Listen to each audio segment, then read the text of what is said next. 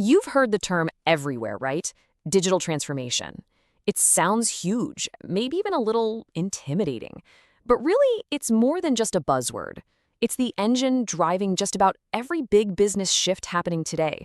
So, what does it actually mean? Let's peel back the layers and figure out what's really going on behind all the hype.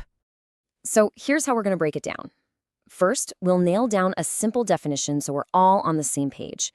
Then we'll look at the three main areas where all this change happens: how companies deal with us, the customers, how they get things done internally, and the tech that holds it all together. And finally, we're going to talk about the secret sauce, the one thing that really decides if these huge projects fly or flop. Okay, first things first.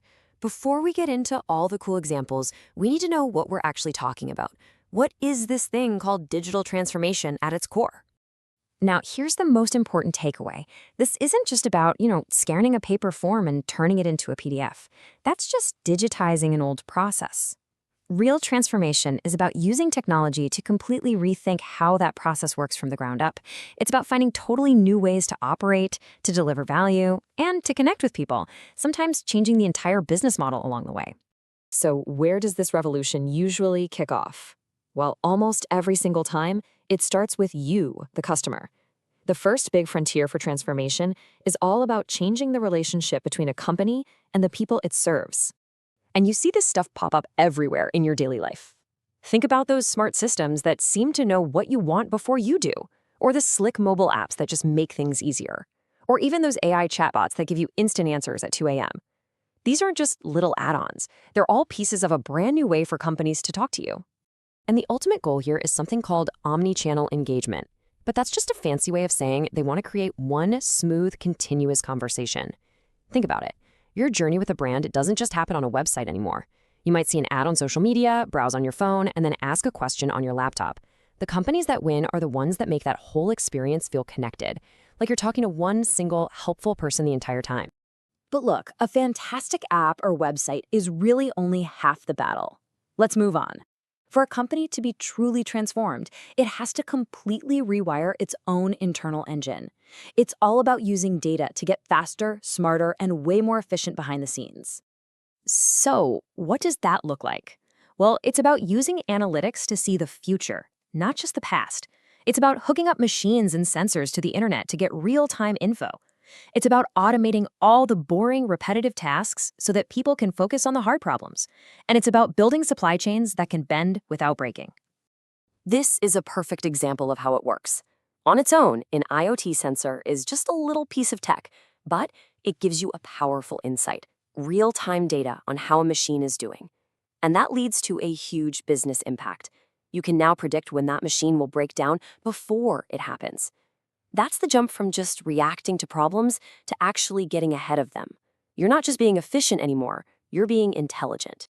Of course, none of this cool stuff can happen if it's built on old, rickety technology. You just can't build a modern skyscraper on a crumbling foundation, right? That brings us to the bedrock of digital transformation, the tech that makes everything else possible. This is what you might call the heavy lifting. It means finally replacing those ancient, clunky systems that have been around forever.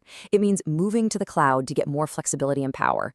And it means seriously beefing up cybersecurity, because in this new world, a company's data is its most precious asset. And the difference here is night and day. It's not just about being faster. It's about creating new possibilities. Old legacy systems lock you in. They're rigid, slow, and a pain to update. But modern cloud-based systems, they're built for change. They give you the agility to try new things, to pivot quickly, and to launch new services in weeks instead of years. That's what unlocks real innovation. So we've talked about the customer, the operations, and the technology. But the last piece of the puzzle, and honestly, the most important one, has nothing to do with code or servers. It's all about people. Here's the hard truth. Technology improves at an exponential rate, but people and organizations, we change a lot slower. So to make it work, you need a few key things. You need strong leaders who are all in. You need a clear vision that gets everyone excited and pulling in the same direction. You have to break down the walls between teams so they can actually work together. And you have to build a culture where trying new things, and sometimes failing, is not just tolerated, but encouraged. So if you remember one thing, let it be this. Digital transformation isn't a tech project. It's a strategic and cultural shift that happens to be powered by technology. You can buy the best software in the world, but if you don't change how people think and work together, nothing is really going to change at all. So as we wrap up, just think about how all this has already changed your own life. It's why you expect your package to arrive tomorrow, why you expect Netflix to know what movie you want to watch next, and why you can do your banking from your couch. So I'll leave you with this question. Which of these digital changes has had the biggest impact on you? The more you look for it, the more you'll realize it's absolutely everywhere.